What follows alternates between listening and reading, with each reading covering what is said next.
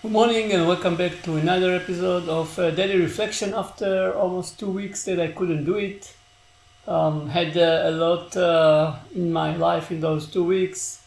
We moved back to our home after 1 month, 1 year that we are out due to mold. As we settled down, the hurricane came, and then regretfully we have to put our dog down. So very condensed 2 weeks with unpleasant events. Well, the first one is pleasant, but it's a lot of work.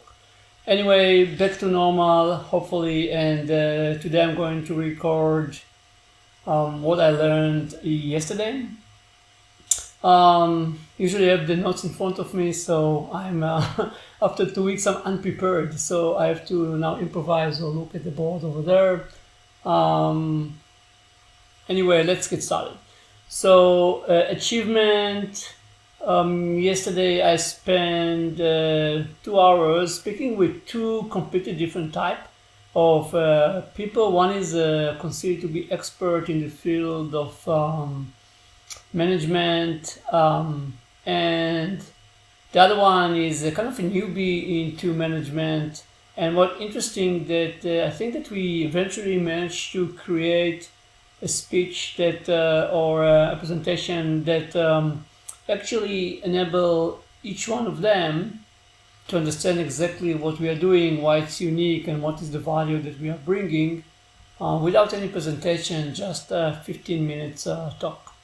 So that's an achievement for sure. Looking backward, where we started 1 year ago, when people just told us that frankly we don't understand what you're talking about, to a day where you are spending time with the two ends of a scale, and the results are really good.